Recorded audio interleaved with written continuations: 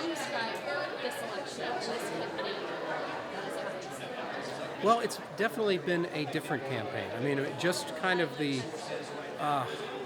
different type of candidate with Donald Trump, kind of changing kind of the way campaigns are followed and covered for journalists. So they've had to kind of reinvent the way they cover the politicians because there's been so much negativity, and Donald Trump knows how to use Twitter quite well. He's been able to get a lot of airtime with his views. So journalists, it's been kind of different because they're used to having politicians that have a certain way of operating, and Donald Trump, not being a politician, has decided to run a campaign a different way. So journalists have had to kind of handle that and learn how to cover that, and it's been difficult, and it's been a learning experience, I think, for all of them. With that said, why do you think this election has been so much reality? Why people are so mad and just pissed off, I guess, really?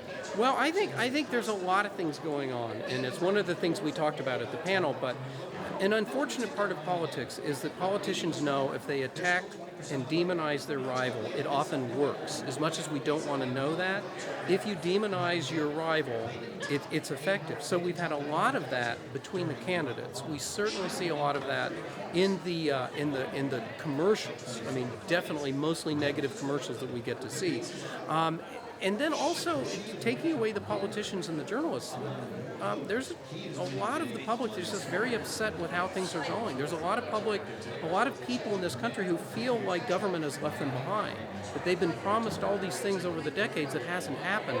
So they're like, people say we want to blow up the system because the system hasn't worked for me in a long time. So that's part of it too. It's just a lot of anger at government.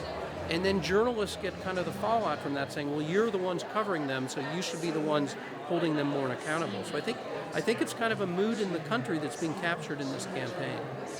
Student involvement, because millennials are projected to value languages most this election.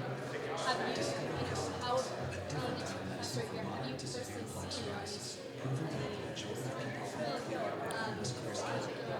here, have you personally seen these I certainly see a lot of passion in my classes. I mean, I think in journalism we tend to get passionate people. As you know, teaching a class that's about broadcast analysis, we talk a lot about politics. So I see passion. I will say that in the primaries, the excitement around Bernie Sanders on our campus here was the most I'd seen for a candidate since Barack Obama in '08. Students really seemed to get behind Bernie Sanders' campaign. So overall, how it's going to go here in the general election, I can't really sense as well. I certainly see a lot of the enthusiasm, but I might be more tapped into that being a journalism professor. And what would be your opinion on with people saying, oh, I'm going to vote for a libertarian, like the party, or another party besides the Democratic Party? Do you think that's effective? Well, two minds of it. I mean, if you're for one of these two candidates, the main party candidates, it seems like such a stark difference. I see why people get upset when people say they want to vote for a third-party candidate who really has no chance of winning. I get that. But on the other side of it, for myself, for our democracy, I wish we had more viable parties. I wish we had more third parties. So I don't like this demonization of the third parties. Even though they can't win, if they really have a legitimate alternative, I think that we shouldn't be kind of pushing them off. And I think the main two parties play a big role in not allowing any other parties to get any traction in this country. So I would certainly like to see more diversity of viewpoints in different parties in the future. And so with the election coming to an end and eventually a candidate will be chosen, either way, do you have any experience? Well, I think if I have to talk about it more as a journalist and a journalism professor. I think there's a lot of healing to be done, and I think there's been so much attacks on the media in this campaign.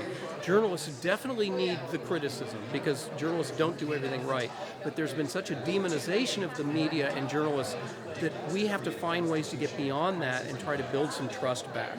Some of the criticism is valid, a lot of it is not, and I think that's something, not just journalists, but as a country, if we're not trusting any viewpoints that are not our own as a nation, we're kind of in trouble because there's not much journalism can do if it can't present alternate viewpoints and a multiplicity of viewpoints in its coverage. And, to wrap this up, how do you feel about putting together? Oh, for this event? Yeah. I thought that the people here at the media school did a wonderful job putting this event together. It was nice to get people from town. I mean, that was one of the great things about getting into Franklin Hall was we're right here on the edge of the community, on the edge of campus. It's nice to get the community involved in what we do, the students involved, the student media, the PBS station WTIU. For me, it was just kind of a nice festive thing. It reminds me of my days as a journalist in a newsroom on election night. There's always an excitement, and I've kind of missed that since I've been out of full-time journalism. Thank you very much. Okay.